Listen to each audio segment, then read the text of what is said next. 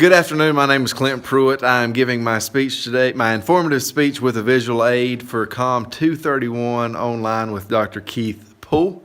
Here is a look at my audience. We have here Mr. Horton, Mrs. Horton, and Mrs. soon-to-be Pruitt. Okay, and now I'm going to hand my recording device over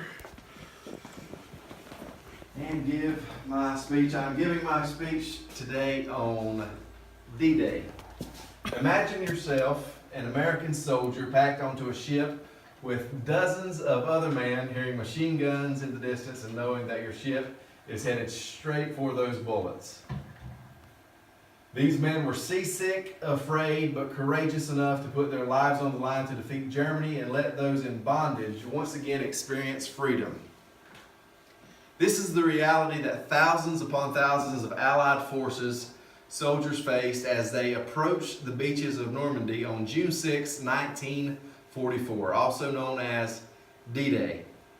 I aspire to one day become a history teacher as I see the significance of such events and how they have impacted and shaped America. I would like to speak today on how this is so. First, by explaining the events of D-Day, the aftermath of D-Day, and finally how all of this relates to you and me in present-day America. You may wonder why this operation is referred to as D-Day. This was how the soldiers would communicate about the day of the attack instead of writing it down so they could keep it a secret.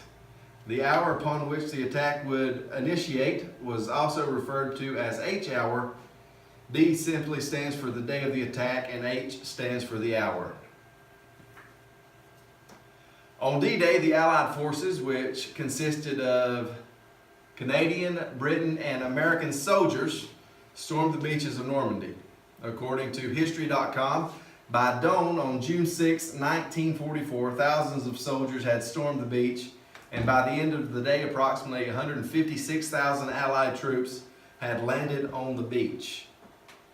The soldiers were blocking bridges and exit lines, capturing the beaches of Gold, Juno, Sword, and Utah Beach, as you can see on this picture here, showing the beach and the different divisions and different nations taking the beach.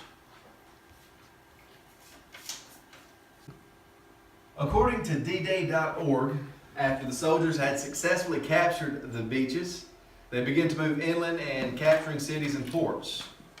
By June 11th, the beaches were fully secured with over 326,000 Allied troops in Normandy.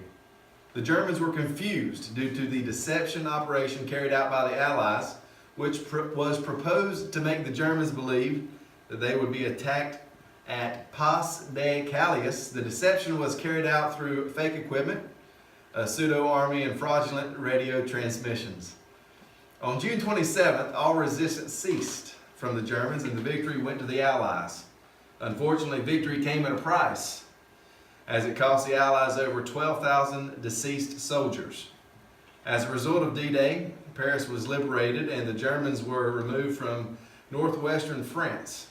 Also, Adolf Hitler, who was the dictator for Germany, for those who are unfamiliar, could no longer send troops to build up the eastern fronts against advancing Soviets. This gave the Allies a push forward and would set the tone for the end of the war.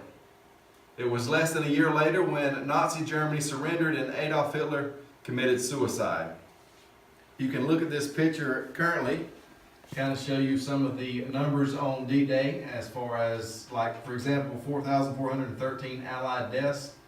2,499 of those deaths were Americans, and so on and so forth. World War II transformed the American society and inspired many new ideas. There were changes to politics, economy, as well as overall culture in America following World War II. In summary, D-Day began and was very successful due to the Allies tricking Germany into thinking that they would attack Pas de Calais, while their actual plan was to attack the beaches of Normandy. This day is known as D-Day, and Paris was freed from under German control as a result of the Allies' victory. This day was the beginning of the end of World War II. I think to help us get a better understanding of why we should care about such events, I would like to share a quote by Theodore Roosevelt.